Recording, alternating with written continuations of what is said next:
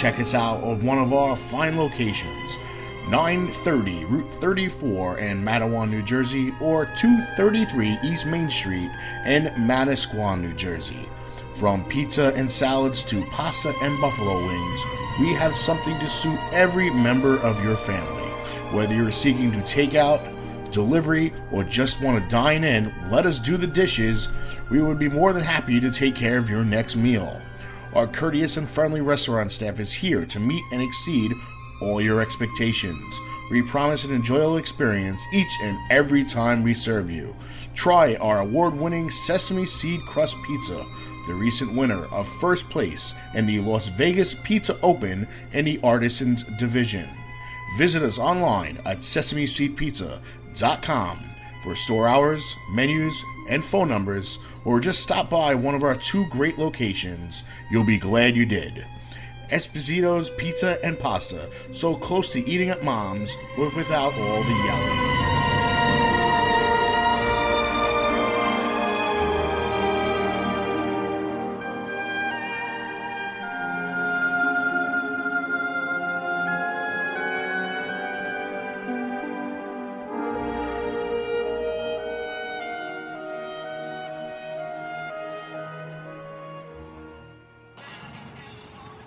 This is former WWE superstar Damian Sandow, now known as Aaron Stevens, and you're listening to Damage 365 Radio. Keep it tuned. You're welcome. The following announcement has been paid for by the New World Order.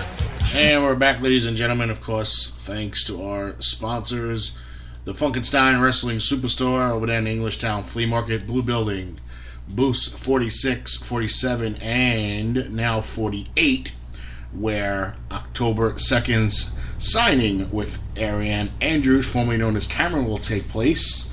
And of course, October 1st, she'll be signing at the debut show of This Is Wrestling in Northport, Long Island.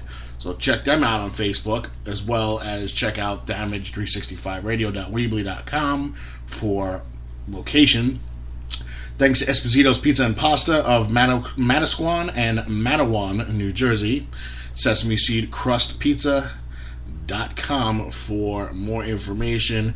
And of course, after the credits, one of our shows here on the Damage 365 Radio Network. You could check them out. They actually just launched a show today. So after this show, you can refresh your page, click episodes, and right after Oz will be the most recent after the credits. And of course, Monday, tomorrow, around 6 o'clock, we will be launching Real Sports Talk with Kenny Kluska's latest episode, which I know will be a very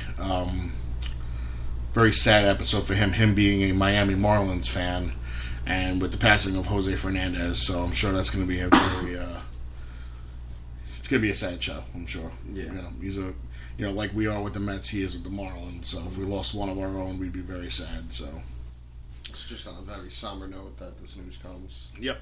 So again, tune in after our show. Go to episodes, check out after the credits, and then tomorrow about 6 o'clock, you can check out Real Sports Talk with Kenny Kluska as he covers any recent information that he's gotten regarding the passing of Miami Marlins pitcher Jose Fernandez.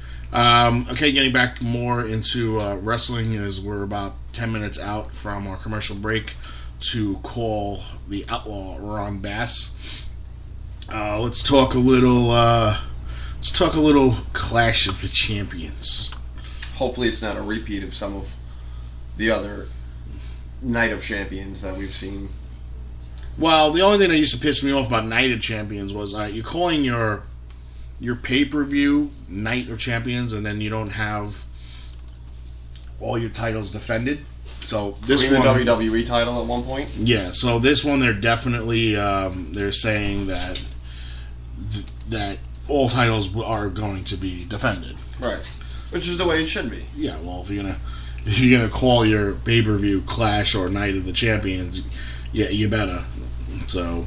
Then there's always the rumor, which was just released on Forbes.com's website 7 hours ago, that a possible, much anticipated return of Bill Goldberg to WWE's Clash of the Champions pay-per-view. Maybe he comes down and interferes on Triple H, stops him from getting involved in a match, or does he have a run-in with Brock Lesnar? I mean, is Brock Lesnar even scheduled to have a match? No. So usually, if Brock Lesnar does not have a match, Brock Lesnar doesn't show up. So, right. So I mean, I guess if we see Lesnar, that pretty much would confirm them rumors.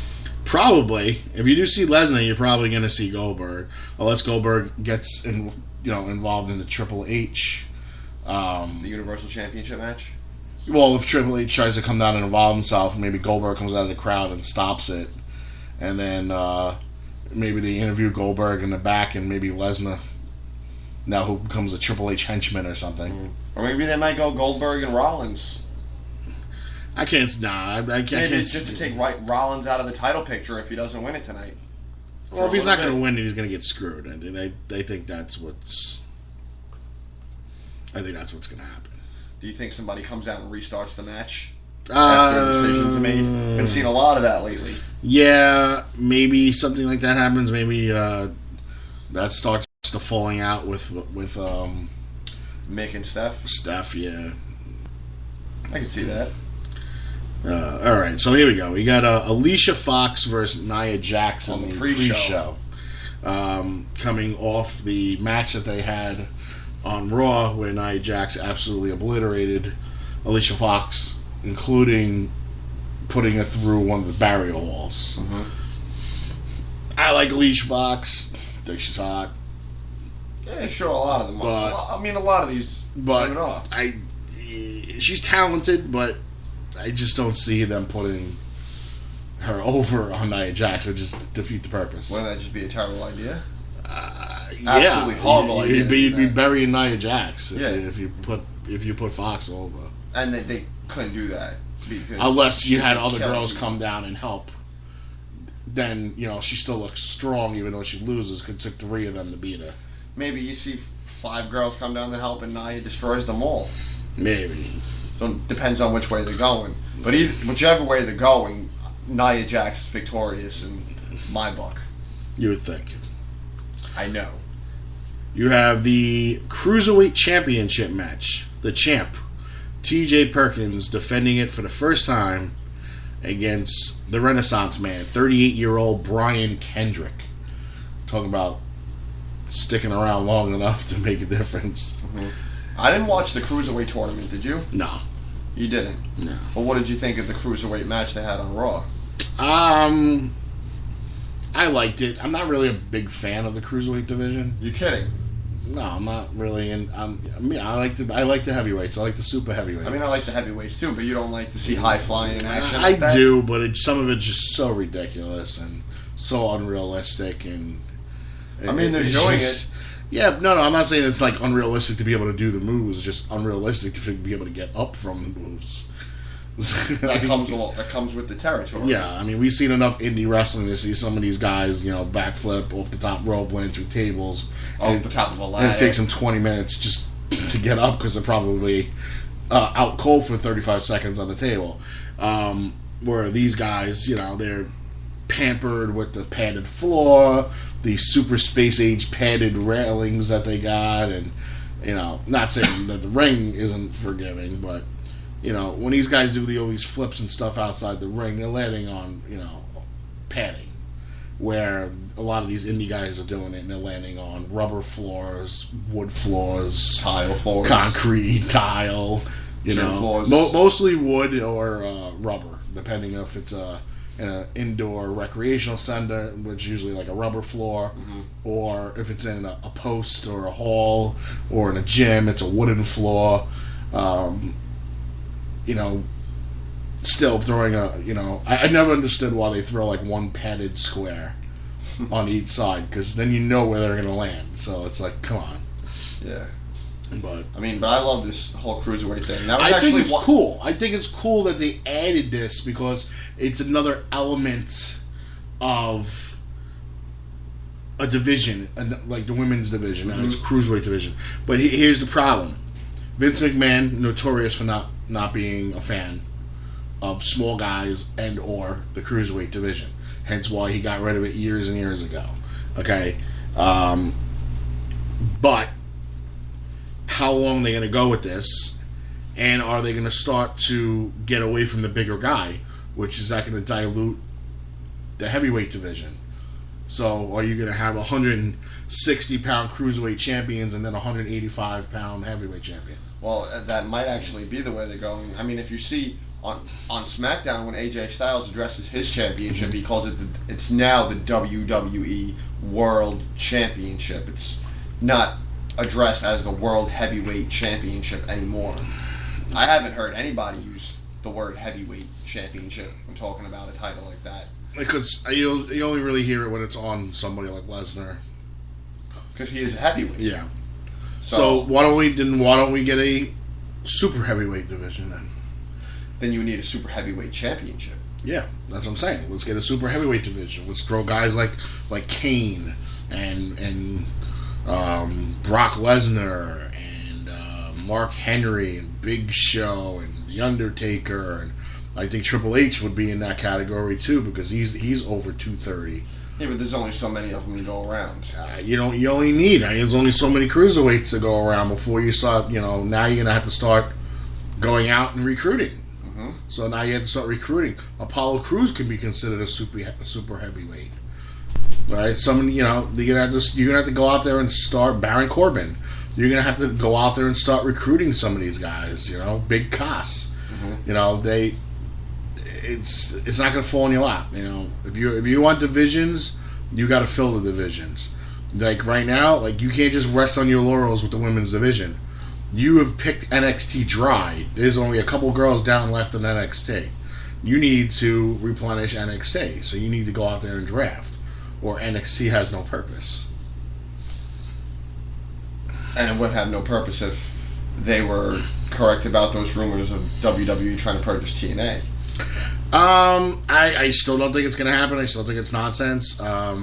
If they do purchase TNA, they are going to inherit the contracts of very talented female wrestlers like Gail Kim and Velvet Sky and they'd probably all be sent immediately. Jade. I mean, there's tons of talent over there that my problem is you're gonna inherit the male wrestlers, and then what are you gonna do? You're gonna wind up ruining their career. So what are you gonna do with EC3? You gonna ruin his career? Pretty much. I mean, that's what they like to do. Yeah, so that's why I'd be very skeptical of that. It's kind of like WCW being purchased, where Sting didn't want to go. Sting just said, nope, I don't like where this is going. I don't feel comfortable, and I'm just not going to sign with WWE. Well, WWE might have changed his whole character. And God only knows, the legend of Sting. Well, I don't think that would ever happen. Sting had so much creative control over his own character, and this is why he didn't want to go to the WWE. He had it for so many years, and I mean, there was a lot of talk over the years about him. I guess eventually he felt it was time. I don't know. I think he spent way too much time. Yeah. And I still don't want to see a Sting Undertaker WrestleMania match. Me either. God almighty. Battle of the Grandfathers. So who do you like in that match? I'm going to go with TJ Perkins. I don't really know. I mean, I know Kendrick from back in the day when he was in WWE. Yeah, but if Perkins hasn't been televised on Raw yet, why would you have him showcased at a pay-per-view? I mean, for anybody who hasn't seen the Cruiserweight tournament, you haven't seen this guy, I've seen him on the commercial when they had the interviews with the Cruiserweights, but I haven't seen him, and I can't see him. Well, let's get this quick because we got to give Ron a call. Yeah, I'm going to go with Perkins. If you don't answer, we'll come back to it.